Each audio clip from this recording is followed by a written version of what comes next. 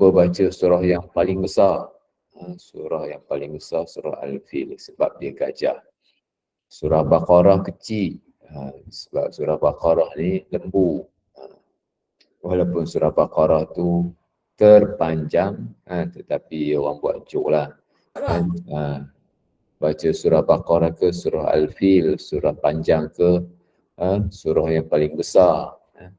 Jadi InsyaAllah tuan-tuan puan yang dirahmati Allah, pada hari ini kita akan cuba membicarakan surah Al-Fil, surah gajah.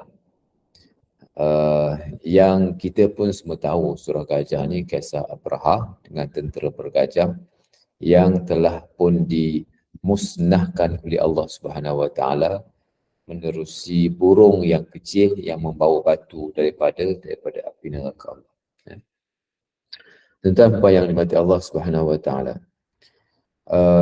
Dalam membicarakan topik ini, saya memberikan tajuk kepada surah ini dengan ataupun pengajaran kepada surah inilah tidak boleh melakukan ataupun tidak boleh berniat jahat terhadap agama. Nescaya nanti akan dibalas oleh Allah Subhanahu Wa Taala dengan balasan yang buruk yang Allah Taala timpakan kepada kita. Ini pengajaran utama yang boleh kita ambil daripada surah ini. Ini mari kita tengok. Bismillahirrahmanirrahim. Alam tara kaifa fa'ala rabbuka bi ashabil fil. Alam yaj'al kaidahum fi tadlil wa arsala 'alaihim tayran ababil tarmihim bihijaratin min sijil waja'alahum ka'asfin ma'kul. Tidakkah kamu melihat ataupun tidakkah kamu tahu, wahai Muhammad, bagaimanakah Tuhanmu yang telah melakukan sesuatu yang telah memusnahkan tentera Abrahah, tentera bergajah Abrahah, yang ingin meruntuhkan Kaabah. Alam yaj'al, tidakkah Tuhanmu juga yang telah menjadikan tipu daya mereka ataupun usaha-usaha jahat mereka itu berada dalam kesesatan. Alam yaj'al kaidahum fi tadlil wa arsala 'alaihim tayran ababil, dan Allah Ta'ala menghantarkan rombongan burung-burung berpasukan, tayran, burung ababil berpasukan-pasukan. Maksudnya banyaklah, kalau kita kata sampai hitam lah dia punya langit tu banyak. Tarmihim bihijaratin min sijil, yang telah menghantar mereka ataupun yang telah membaling mereka, melontar mereka dengan batu ababil bihijaratin min sijil, batu yang ataupun tanah yang dibakar keras. Faja'alahum ka'asfin ma'kul, dan menjadikan mereka itu, badan mereka yang terkena dengan batu itu seperti daun kayu yang dimakan ulat. Tuan-tuan yang dirahmati Allah Subhanahu Wa Taala. Ini cerita tentang Abrahah yang kita semua maklum. Abrahah ni namanya Abrahah Al-Ashram. Abrahah Al-Ashram kerana mulut dia ataupun muka dia pernah terbelah, pernah luka lah. Lalu waktu dia bergaduh dalam perebutan nak dapatkan kuasa tu, dia bergaduh dengan lawan dia tu, berpedang lah, dan akhirnya dia telah dimusnah ataupun dia telah tercedera, tapi panjang umur dia ni dan diberikan peluang untuk memerintah di Yaman. Dan dia telah pun membina yang namanya Qulais. Gereja yang dibina oleh Abraham namanya Qulais. Dan dia memiliki, tentera Abraham ini memiliki antara 9 hingga 13 ekor gajah. Dan gajah yang paling besar adalah bernama Mahmud. Itu gajah yang paling besar. dan jumlah tentera Abraha lebih kurang dalam 60,000 orang tentera. Bukan kecil, 60,000 orang. 60,000 orang tentera. Tuan apa yang dimati Allah. Kalau kita lihat dari sudut perjalanan Abraha ini, yang mereka punya kekuasaan mereka ataupun mereka punya jajahan takluk Abraha ini di Yaman ini, walaupun berpusat di Sana'a di Yaman, tetapi mereka mempunyai hubungan yang kuat dengan sebelah Laut Merah ini.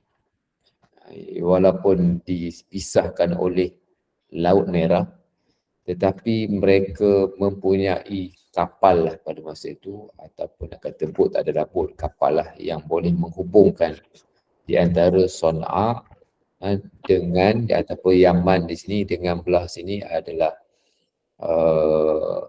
Sudan, Ethiopia atau belah sini.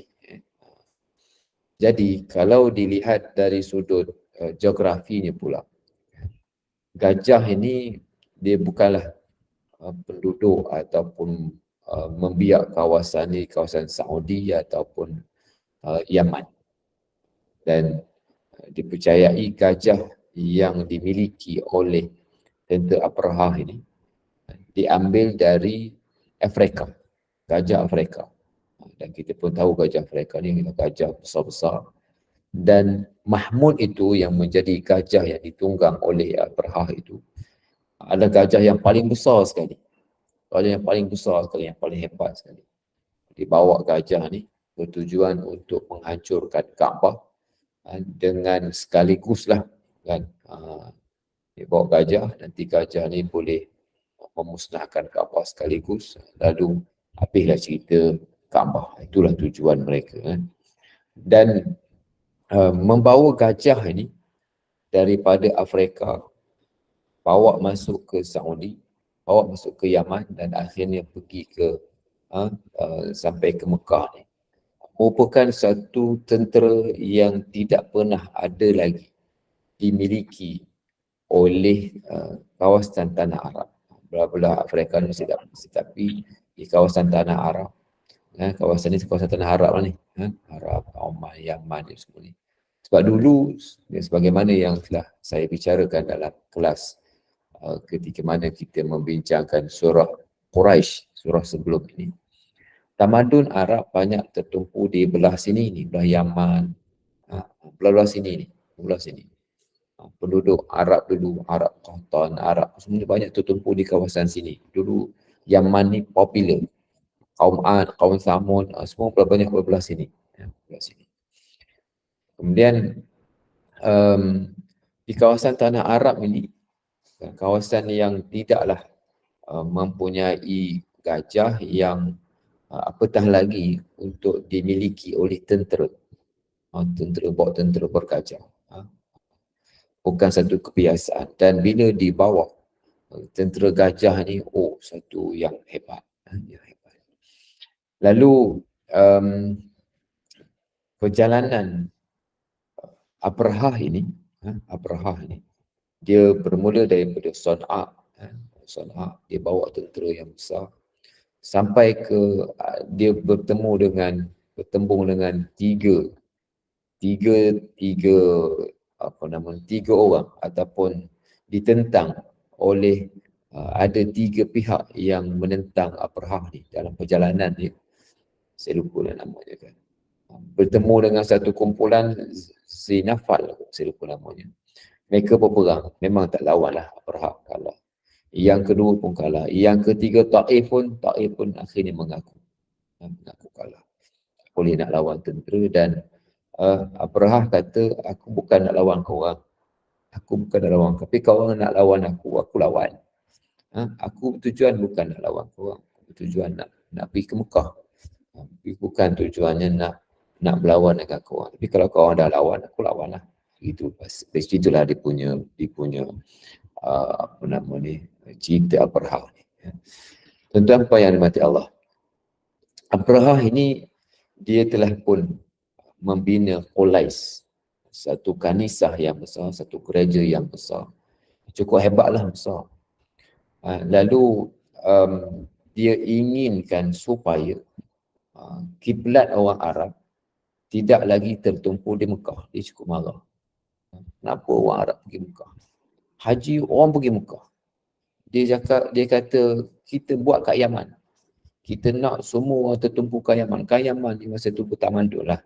Bertamadun. Mekah pada masa tu ada Kaabah je. Kan? Jadi bila hasrat Abraha ini untuk membangunkan Yaman, bukan sekadar nak menjadikan sebagai tempat tumpuan, tetapi ingin menjadikan Yaman sebagai tempat ekonomi yang baru. Sebab dia berjaya merampas kuasa daripada lawannya. Kemudian dia telah pun bertemu dengan Raja An-Najasyi, kan? Dan mereka nak bangunkan, dia nak bangunkan Yaman ni sebagai satu negara yang kuat, maka dia membina polis, satu kanisah gereja yang cukup besar, sehingga disebutkan dalam kitab-kitab tafsir, kitab Ibn Kathir contohnya, kalau dilihat orang tengok ke atas, mendongok ke atas, jatuhlah tepiah. Maknanya kalau tengok ke atas tu, tinggilah nak ceritanya, kan. Tinggi dia punya bangunan tu. Lalu satu hari ada diriwayatkan dalam kitab-kitab tafsir ni, dia kata dilaporkan ada orang Arab, tapi dia tak bagi tahu siapa namanya, orang Arab, yang ada dua riwayat. Satu yang kata dia telah pun cuba membakar gereja ini. Dan satu riwayat lagi mengatakan bahawa dia telah pun masuk ke dalam kanisah ni, gereja ini, lalu diberak kat situ. Dia buat hal diberak kat situ. Lalu kan esoknya penjaga kanisah ni, penjaga gereja tengok ada tahi lah. Lalu dia beritahu ke Abraha punya marah, dia kata jaga engkau, dia kata. Kaabah ni aku akan musnahkan Kaabah, aku akan bawa tentera pergi musnahkan Kaabah. Sebab itulah dia pergi bawa tentera dan dia berusaha nak menghancurkan Kaabah. Jadi itu antara hasrat Abraha ni, nak membina satu gereja Nasrani lah, mereka agama Nasrani, dan dia nak menjadikannya sebagai tempat tumpuan utama di belah Yaman pada masa itu. Lalu Abraha ni berjalanlah, dia berperang 3 tempat, satu di saya tak ingatlah tempatnya, ada 3 tempat dia berperang, dan akhirnya dia bertapak. Dia nak masuk ke Mekah tu, dia tinggal ataupun dia port dulu di Al-Murammas. Ni kalau saya bagi peta sikit ni, kan, ini Mekah, kawasan haram Mekah. Sebelah daripada Mekah ni, di satu tempat dipanggil dengan Murammas. Jadi Abraha ni stay kat sini. Dia tak masuk dulu, dia stay kat sini, tempat berkumpul dia untuk dia menyerang Kaabah. Letak kat situ, disusun orang, susun tenteranya, susun dia punya gajah-gajahnya. Okey. Sekarang ni tempat ni macam ni lah. Saya tak tahulah, ini gambar daripada Google lah. Tengok kan, tempat ni beginilah sekarang. Dulu ni tempat perhimpunan, tempat berkumpulnya Abraha di Mekah. Tentang yang dimati Allah. Bila duduk kat sini, sebelum menyerang Kaabah, dan mereka telah pun mengambil harta-harta orang kat Mekah. Orang kat Mekah ni harta je, ataupun dia punya lembu dia punya kambing dia, bukanlah semua duduk dalam kawasan Kaabah ni, duduk sekitar-sekitar ni lah, sekitar-sekitar ni. Lalu semua binatang-binatang ternakan apa semua mereka telah pun ambil rampas. Kan. Lalu orang Kaabah, orang Mekah jadi susah hati lah. Susah hati, macam mana nak buat? Mereka tak ada mampu nak bawa tentera yang besar. Apatah lagi nak berperang sampai puluh-puluh ribu orang. Mereka pun, jumlah orang Mekah pun tak ramai. Dalam 4-5 ribu orang lah pun, kalau ramai pun nak bawa, nak kumpul. Kenapa saya mengambil figure 4-5 ribu orang ni? Sebab dalam peperangan Badar, mereka menghantar 1,000 orang tentera. Dalam peperangan Uhud mereka menghantar 3,000 orang tentera. Maknanya kalau itu tentera yang boleh keluar berperang, kan? Jadi rakyat Mekah ataupun penduduk Mekah paling ramai pun sebelum daripada Rasulullah dibangkitkan, paling ramai pun sekitar dalam 5,000 orang paling ramai lah, campur lelaki perempuan, budak kecil. Itu antara figure yang boleh saya beri berdasarkan kepada indikator orang yang keluar boleh berperang pada zaman itu. 1,000 orang dalam perang Badar yang boleh keluar, maknanya yang tertinggal kat rumah campur semua lebih kurang dalam paling ramai 5,000. Jikalaulah paling ramai 5,000 orang ni nak menentang itu penduduk yang boleh buat jadi tentera ni berapa orang dalam perang Badar pun boleh tiba 1,000 orang je, itu pun selepas 40 tahun. Selepas 40 tahun Rasulullah dibangkitkan menjadi Rasul, kemudian selepas 50 tahun dah 1,000 orang. Maknanya Mekah sebelum itu paling ramai pun 5,000 orang pun paling ramai. Habis-habis pun bagi saya dalam 3,000, 4,000 orang, sekitar itulah dia punya. Jadi Abdul Muttalib kata macam mana nak serang tentera yang besar? Apatah lagi dengan datangnya ada gajah, ada kalau haji gajah ada, tentulah kuda, itulah semua adalah semua benda-benda ni. Lalu orang Mekah kata kami tak mahu.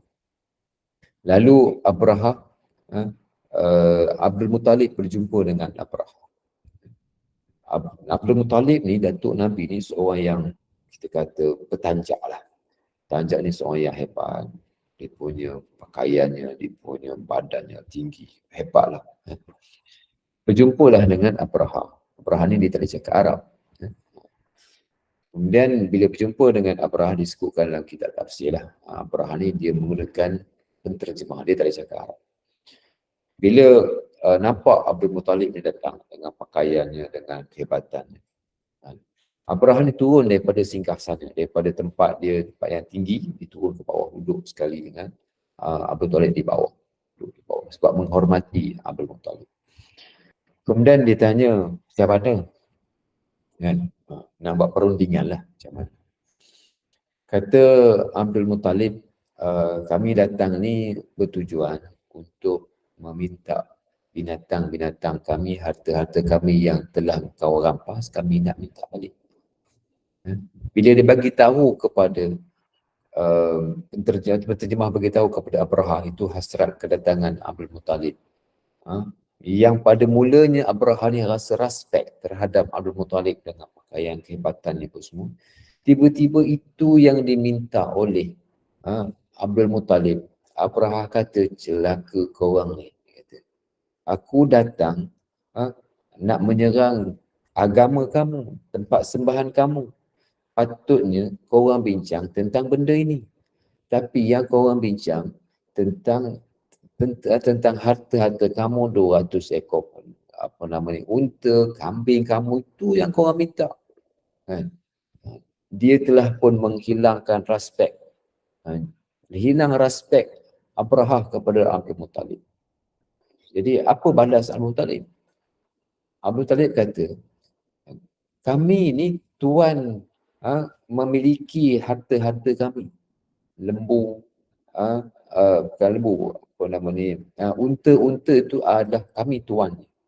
Lalu kalau dia rampas, kami minta balik. Kaabah ni ada tuannya, kami bukan tuan kepada Kaabah. Ada tuan yang akan menjaga Kaabah. Kami bukan tuannya. Kami tak layak untuk nak bercakap bagi pihak tuan Kaabah. Dan dia adalah kiblat, dia adalah dibina oleh Nabi Ibrahim alaihissalam, oleh Tuhan apa semua. Kata Abraha kata, aku tak kisah, aku tak kira siapa pun aku akan langgar Kaabah ni, kata Abraha. Kan? Jadi balik, Abdul Muttalib balik, dibagi semua harta. Kemudian Abdul Muttalib pun mengarahkan semua orang Mekah keluar mengosongkan Mekah. Dan dia berdoa di hadapan Kaabah. Dia Abu Talib berdoa lah. Dan supaya kami tak mampu, kami serahkan urusan ni kepada Tuhan, serahlah. Macam itulah doa Abdul Muttalib. Ada syair yang saya pun nak sebut bahasa Melayu pun, begitulah dia punya mafhum. Kemudian Abu Muttalib pun dan orang Mekah pun keluar, dan sebab itu mereka berkumpul, mereka berselindung pergi balik-balik gunung, tengok daripada jauh apa yang akan dilakukan oleh tentera Abraha. Lalu tentera Abraha ni berkumpul di Marmas, Al-Murammas, mereka nak serang. Bila nak serang inilah kisah yang kita pun sedia maklum. Tentera gajah-gajah ini bila dipacu untuk pergi ke Mekah, dia tak nak. Dia tak nak. Kalau nak pergi ke kanan, okey. Ke kiri, okey. Ke belakang, okey. Tapi kalau nak maju ke depan, dia tak nak. Dia tak nak. Abraha pukul. Kan? Kan kita tahu, gajah ni kan ada orang yang, apa nama ni, yang penjaga gajah ni ada dia macam besi yang boleh cangkuk kepala. Kepala gajah ni. Macam itulah kot saya fikirkan begitulah. Dia marah gajah ni. Tapi gajah tetap tak nak. Tunduk, dia tak nak pergi. Tak nak pergi. Dalam keadaan itu orang Arab yang duduk belakang dia duduk tengok apa halnya yang orang Abraha tak serang-serang, dia pun tengok daripada jauh kan. Dia punya apa nama ni, gajah ni buat hal tak mahu pergi. Dalam keadaan itulah datanglah burung ababil. Burung ababil yang membawa batu, tarmihim bi hijaratin min sijil, yang membawa batu daripada neraka, daripada tanah yang keras. Satu ekor burung bawa 3 biji batu. Satu ekor burung bawa 3 biji batu. Satu di paruh, 2 di kaki. Kaki pegang 2, 1 di paruh. Daripada mana batu tu diambil, burung ambil di mana? Wallahu a'lam. Tempatnya di mana? Wallahu a'lam. Adakah burung ni masih lagi ada pun tak tahu. Tak tahu. Saya cuba search dalam internet kan, burung ababil. Adalah orang kata burung tu begini, ni begini. Wallahu a'lam, masing-masing tak ada kepastian. Tahu pun tak ada masalah apa, tak tahu pun tak ada masalah apa. Jadi tengoklah, saya pun tengoklah, tuan-tuan boleh dah cuba check dalam Google, dia punya burung-burung ni kata ni begini, warnanya begini, rupanya begini. Wallahu a'lam. Jadi tak tahu pun tak ada masalah. Yang pastinya tayran, burung ababil yang banyak. Tarmihim bihajaratin min sijil, yang telah membalingkan batu yang keras, tanah yang keras yang dibakar, lalu terkena kepada tentera-tentera Abraha, termasuklah Abraha sendiri, yang dia tak mati terus. Dia tak mati terus. Bila kena tu, dia punya daging ni meluruh. Sakitlah. Kemudian balik tu pula bukan mati situ kat situ. Balik tu pula sampai tengah jalan lah. Tengah jalan di papah apa semua. Sakit lah kan. Tu ceritanya Abraha. Kalau mati terus, hilanglah sakit terus dah kan. Mana sakit kat dunia lah. Tapi mana diseksa. Abraha dan juga tentera-tentera ni kan. Ada yang mati tengah jalan, ada yang mati kat situ kan. Dan Abraha ni mati di tempat, bukan di Mekah, di satu tempat yang bernama Ja'tham, apa saya lupa namanya kan. Dalam perjalanan dia balik ke Yaman. Tentang yang mati Allah. Ini kisah yang kita sedia maklum tentang tentera Abraha. Apa yang pasti ialah apakah pengajaran-pengajaran yang boleh diambil. Yang pertamanya, tidak boleh berniat jahat ke Mekah ataupun ingin merosakkan Kaabah. Yang ini kita selalu dipesan bila kat Mekah, tak boleh buat benda-benda yang jahat. Berniat jahat pun tak boleh. Apatah lagi kalau kita buat perkara-perkara yang jahat, dibalas terus oleh Allah Ta'ala. Cakap besar. Kan? Mekah ni tak ada apa lah Ustaz. Kan? Saya dah biasa, dah 5 kali dah pergi. Tak ada sesat. Kan? Tapi tuan-tuan yang nanti Allah. Kan? Saya pun terfikir. Kan kita dengar cerita bila ramai mereka yang melakukan operator umrah, yang buat pengendali umrah ni lah, yang booking hotel, kan, tiba-tiba ditipu, tiba-tiba dicancelkan, dah bayar dicancelkan, duit dipulangkan balik kerana mungkin ada offer-offer yang lebih tinggi. Wallahu'alam. Apakah mereka kena dengan tindakan-tindakan ini seperti mana yang kena kepada kita orang Islam yang pergi, kita ramai-ramai kita biasa dengar lah tuan cerita-cerita, jangan cakap besar, jangan apa, bukan. Yang orang Arab ni tak kena ke Ustaz? Orang Arab ni tak kena, kadang-kadang mereka menipu kadang-kadang. Mereka menipu, mereka macam-macam lah kita dengar cerita kan, tentang perkara ni. Wallahu'alam. Kita serahkan kepada Allah Subhanahu Wa Taala kerana urusan ini bukan urusan kita. Yang penting bagaimana kalau kita pergi ke sana, apa yang boleh kita ambil pengajaran-pengajaran yang kita cuba membetulkan akhlak kita kan. Mulut kita, cakap kita, kita betulkan supaya tak terkena balasan-balasan yang direct yang dibalas oleh Allah Subhanahu Wa Taala. So Ustaz, kalau yang toki-toki hotel yang menipu tu macam mana Ustaz?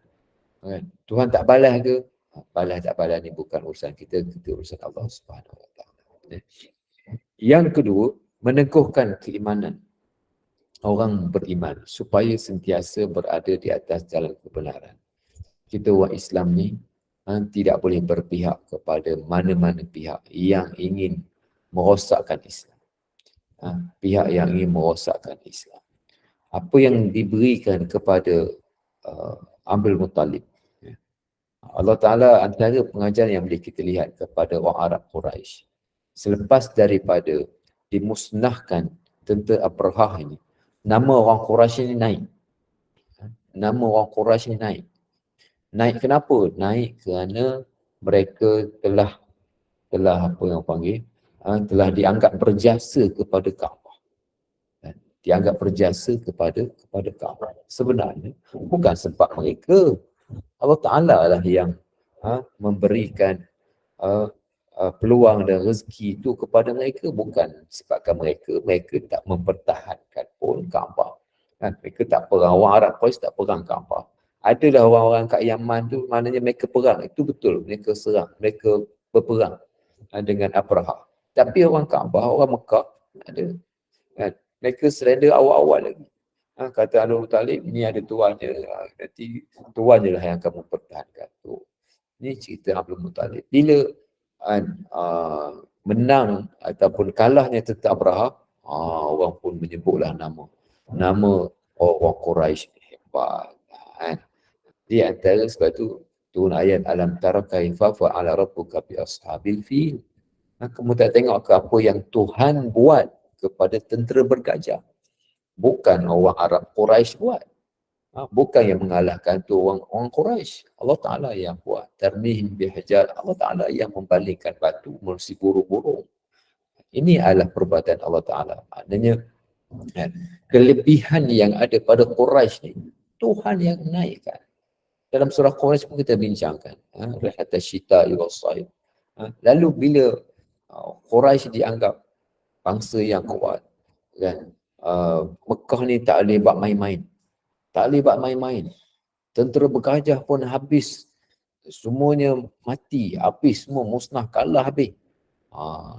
Lalu dia menaikkan lagi Kaabah, kemuliaan Kaabah. Dan kemuliaan orang Quraisy yang menjaga Kaabah. Lalu lagi makmurlah Mekah. Lagi makmurlah Mekah. Dan ayat yang sebelum ni kita dah baca. Rihatas syita'i was-sayf, berjalan pada musim sejuk dan musim panas. Kan? Perniagaan mereka makin meningkat. Kan? Itu kelebihan kepada orang Mekah lah. Kan? Tapi bagi kita secara spesifiknya untuk kita, sebab kita pun bukan orang Mekah, kita katakan bahawa kita perlu sentiasa berpihak kepada kebenaran bersama orang-orang yang benar. Jangan bersama dengan orang yang tak beriman kepada Tuhan, yang nak buat jahat kepada agama, jangan sekali-kali. Dan akibat buruknya tak tahu. Allah Ta'ala yang akan bagi. Ada yang direct, dan ada yang secara langsung, dan ada yang nanti Allah Ta'ala taruh di akhirat. Tapi adalah balasan Allah SWT yang ingin mempermain-mainkan agama, yang ingin menidakkan hukum Islam, yang ingin orang Islam sendiri contohnya, yang ingin mencabar hukum Islam, yang ingin mencabar dalam mahkamah syariah, yang ingin buat benda-benda yang tak ketahuan ni. Kita berusaha, lalu akhirnya kita serahkan kepada Allah Ta'ala lah. La hawla wa la quwata illa billah. Adalah cara. Dan orang Islam perlu mengambil cara untuk mempertahankan agama dan semampu yang mungkin. Kalau kata Abdul Muttalib ni, kan dia serah kepada Tuhan lah, serah kepada Tuhan. Dia kata ni Tuhan nak jaga dia. Kita tuan-tuan yang mati Allah ada 3 cara. Satu dengan mar'a minkum munkaran falyughayyirhu biyadi, dengan tangan.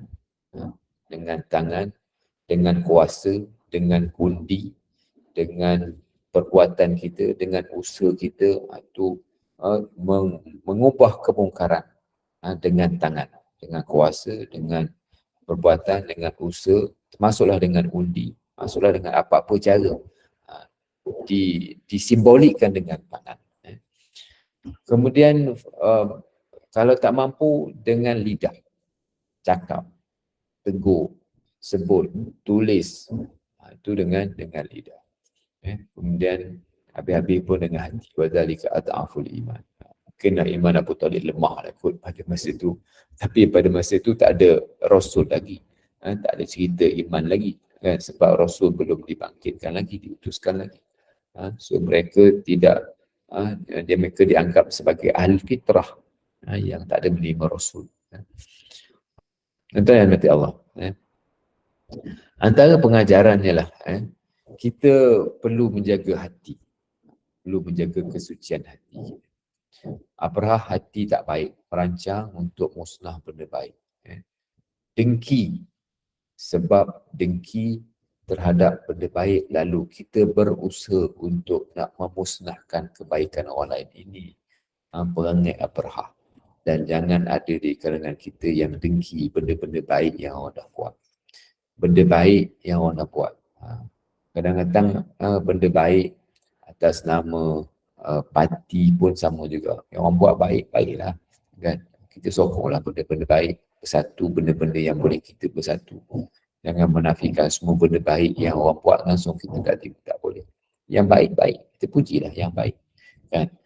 Ni hati, masalah hati, supaya kita jaga hati kita, jangan ada dengki dekat orang. Itu dalam politik, dalam kehidupan seharian, di rumah, di taman, di kampung, kan, di pejabat, kan. Benda-benda hati ni jangan kita merosakkan benda-benda baik yang orang dah buat. Jangan jadi macam Abraha. Berdengki kerana Kaabah menjadi tempat tumpuan orang melakukan haji, maka dia buatlah. Ini kita kata ekstrim sangatlah, kan. Kita ni kadang-kadang orang buat baik, ada orang buat program baik, kita sabotage program orang. Kita tak nak orang buat baik. Ini masalah. Yang kedua, tuan yang dimati Allah, manusia khalifah di atas muka bumi ini. Allah Ta'ala memberikan manusia boleh mentadbir alam dan isinya. Jadi gunakanlah segala kelebihan-kelebihan yang ada ini untuk tujuan-tujuan yang baik. Kelebihan-kelebihan yang ada ni digunakan untuk tujuan yang baik. Kan? Kelebihan ada mempunyai pada masa itu hebatlah, dengan adanya gajah hebatlah. Kan? Sebab gajah ni bukan daripada Mekah, gajah ni daripada Afrika sana boleh bawa. Kan? Maknanya bawa gajah ni bukanlah bawa gajah begitu, dia kan bawa dia punya makanan dia. Kan? Dia air dia. Kan, minuman dia mestilah bawa. Kan. Orang pergi kapal jam, mestilah bawa bekalan-bekalan tu, mesti bawa. Persiapan tentera bukan kecil. Kan. Kita nak pergi berkelah pun macam-macam benda kita bawa. Ini nak pergi perang, kemudian berjalan pula, kemudian jauh pula. Kan. Jadi semua kekayaan yang dimiliki, kelebihan yang dimiliki seharusnya digunakan untuk agama, bukan untuk merosakkan Islam. Yang ketiga ialah sentiasa berada pada pihak yang benar, dan dengan mentaati, mengimani, ikut cara Allah Subhanahu Wa Taala. Yang keempat ialah tidak boleh bersama ataupun cenderung kepada pihak-pihak yang menentang Allah Taala. Ini disebutkan dalam Al-Quran, wala tarkanu ila alladzina zalamu fatamassakumun nar. Saya bimbang juga, bimbang rasa takut gerun bila baca ayat ni. Wala surah apa saya tak ingat. Dicari lepas ni. Wala tarkanu ilal ladina zalamu. Jangan kamu cenderung, apatah lagi ikut cenderung kepada orang yang zalim. Wala tarkanu ilal ladina zalamu. Cenderung kepada orang yang zalim, yang tak baik, yang buat perkara-perkara yang merosakkan agama, yang tak elok, yang tak bagus, yang menentang Islam, yang ni. Fatamassakumun nar. Abraha bersungguh-sungguh melawan Allah, telah disisa dan akhirnya dia telah pun mati. Tentang yang mati Allah, ada sikit masa lagi kan. Saya nak sebut sikit tentang normalisasi. Normalisasi. Di mana normalisasi ini merupakan satu kita menganggap normal benda-benda yang tak elok tetapi kita anggap elok. Benda-benda yang salah akhirnya dianggap boleh diterima, normalisasi. Perkara-perkara jahat, perkara-perkara dosa, perkara-perkara maksiat kita boleh terima. Contoh macam mana boleh terima? Ustaz nak buat macam mana Ustaz? Budak sekarang ni kan, couple nak buat macam mana dah zaman ni Ustaz, zaman kita dulu lain Ustaz kan. Sekarang ni budak-budak nak keluar, nak elak dah jadi budak-budak sekarang. Budak-budak sekarang ini normalisasi perkara-perkara jahat. Dah ada pun nak pergi nyanyi konsert-konsert, nak tak mereka lah, kita jangan pergi sudah tu kan. Kita tuan-tuan yang mati Allah, bila di atas sifat normalisasi ini, akhirnya apa? Akhirnya hilang nilai mempertahankan agama, hilang nilai amar ma'ruf nahi munkar, hilang nilai jihad. Nak buat macam mana Ustaz? Nak buat macam mana? Memang benda yang tak boleh nak dielakkan, tu kita faham. Tapi ada yang benda yang akhirnya kita terjebak dengan perkara itu sampai tak boleh nak dielakkan. Contohnya couple tadi. Contoh yang kedua, tengok TV. Tengok TV dah jadi macam mana dia tengok TV, mesti ada orang tak tudung, mesti ada orang yang buat perangai tak ketahuan kan. Nak buat macam mana Ustaz? Ada yang benda yang tak boleh nak dielak kan. Benda yang susah, riba tak boleh nak dielak. Tapi ada benda yang boleh dielak dan ada benda yang sengaja dibuat supaya orang Islam terjebak dengan membiasakan perkara-perkara yang tak boleh. Apa contohnya? Usaha-usaha menyebabkan orang Islam mungkin terjebak dengan dah hilang malu, Contohnya, tuan-tuan perempuan biasa dengar tak? Dulu ada kempen breastfeed in public. Breastfeed in public. Maksudnya menyusu di tempat awam. Maksudnya tak payah malu lah kalau nak menyusu tempat awam ni, tak payah malu. Apa nak pergi nyorok-nyorok balik pintu, balik dinding, tak payah sorok, apa pula nak malu. Itu maksud kempen mereka tu. Kan kita ni buat benda elok, kan menyusu ni satu benda elok. Breastfeed lah in public. So what? So ini yang timbul lah. Kemudian ada lagi, dulu sebelum ni, I want to touch the dog. Saya nak pegang anjing. Kalau nak pegangnya, kau pegang lah. Tapi yang nak diprogramkan, nak dipublicitikan, nak dibujuknya kempen, nak ditunjukkan dalam yang pegang, nak selfie dengan anjing ni comel lah, apa semua. Apa perlu? Melainkan usaha-usaha ini, usaha untuk nak membiasakan orang dengan perkara-perkara yang tak baik. Konsert pun sama juga. Saya jumpa dengan menteri wilayah baru ni. Dia kata, saya telah pun memberi pandangan supaya konsert ini tidak diteruskan. Itu pandangan saya. Kemudian ada pihak kata teruskan tu, nak buat macam mana kan. Akhirnya nanti orang boleh terima lah, okey lah, nak buat macam mana. Ada pihak yang nak. Semua ni tuan-tuan perempuan nanti Allah, normalisasi akan menghilangkan amar ma'ruf nahi munkar. Tak mampu lagi dah untuk kita. Sudah-sudahnya kita jadi macam Abdul Muttalib lah. Serahlah kepada Tuhan lah. Kan? Ada orang kata, tuan-tuan yang hormati Allah, dia kata agama ni ada Tuhannya, Tuhan akan jaga seperti mana Tuhan akan jaga Kaabah daripada serangan Abraha. Tuhan jaga, kita risau buat apa? Ada yang cakap macam gitu. Jadi kalaulah itu dia punya nadanya, dia punya pandangannya, tak adalah jihad, tak adalah amar ma'ruf nahi munkar, tak adalah dakwah. Kan? Buat apa nak dakwah? Taklah Tuhan jagalah agama, nanti ramailah orang masuk Islam tu, Tuhan lah. Kita nak buat apa? Kan? Jihad, tak payahlah mempertahankan Islam, biarlah nanti Tuhan pertahankan. Amar nahi munkar, tak apalah, orang nak buat baik buat. Ini perkataan yang salah. Apa perkataan yang salah? Agama ni Tuhan akan jaga. Kita serahkan kepada Tuhan akan jaga. Dengan maksud kita tak payah risau, kita tak buat apa-apa. Ini salah. Memang Tuhan akan jaga.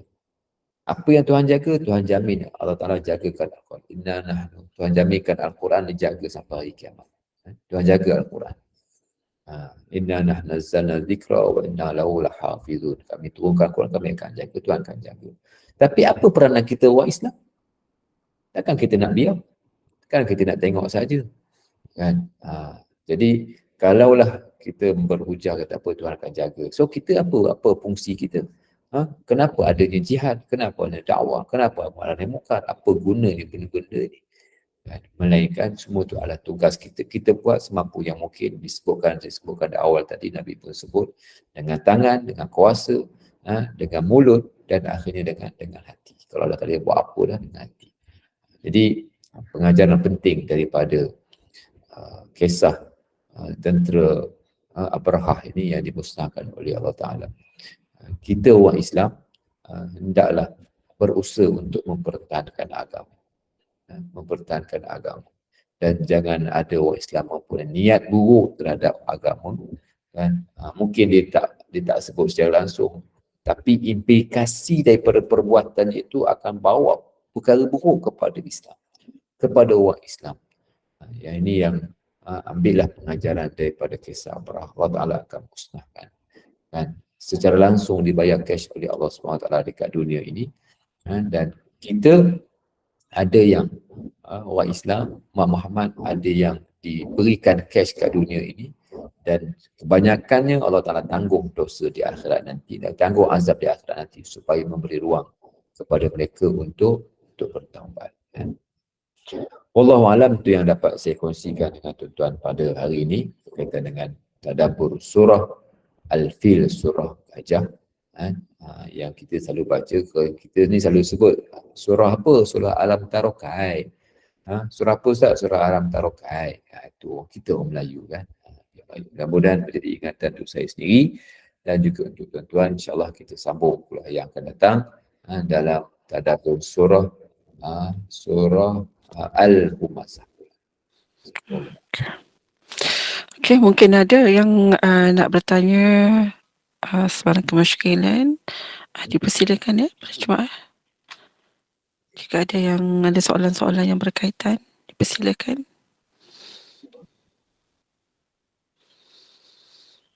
Nampaknya tak ada, Ustaz. Semua dah jelas ni. Senyap ya, Ustaz kan? Dan jazakallahu khairan kepada Ustaz Dr. Muhammad Faisal ya, atas kesudia berkongsi ilmu melalui tadabbur surah Al-Fil ini yang mengisahkan ansab dan penghancuran Allah SWT ke atas tentera bergajah, bagaimana tipu daya mereka ni dipatahkan, bahkan perancangan jahat mereka ini kembali ke atas kepala mereka dan mereka telah menerima hukumannya. Dan menjadi pengajaran buat kita kepada orang-orang yang datang kemudian agar jangan sesekali melakukan kejahatan di bumi Makkah, yang juga sebagai pengajaran bahawa setiap orang yang zalim akan diambil tindakan oleh Allah SWT. Tidak kiralah dia tu Islam ke kafir ke, maka jika kita mengaku sayangkan Kaabah ni, sentiasalah hadapkan muka kita ni kepadanya dalam solat kita tu, yang dapat menguatkan akidah dan keyakinan kita kepada Allah SWT dan menjadi petanda hikmah yang besar. Dan semoga ianya sedikit sebanyaklah memberi kefahaman yang sahih dalam memahami syariatnya dan manfaat buat kita semua bagi mengambil pengajaran dan ibrah darinya. Dan Ustaz, saya serahlah kepada Ustaz untuk tutuplah dulu tadabbur ini, dan insya-Allah kita ada surah yang lain pula. Surah apa tadi Ustaz sebut tadi? Surah Al-Humazah. Surah Surah Al-Muazzah tu Wailun. pun best tu Ustaz. Okey. Dan Ustaz, saya serahkan pada Ustaz untuk tutup dulu tadabbur ini dengan tasbih kafarah dan surah Al-Asr. Silakan Ustaz. Subhanakallahumma wa bihamdika asyhadu an la ilaha illa anta astaghfiruka wa atubu ilaik. Bismillahirrahmanirrahim. Wal 'asri innal insana lafi khusr illa alladhina amanu wa 'amilus salihati wa tawassaw bil haqqi wa tawassaw bis sabr. Assalamualaikum warahmatullahi wabarakatuh. Waalaikumsalam warahmatullahi wabarakatuh. Terima kasih Ustaz. Waalaikumsalam. Jumpa lagi semua.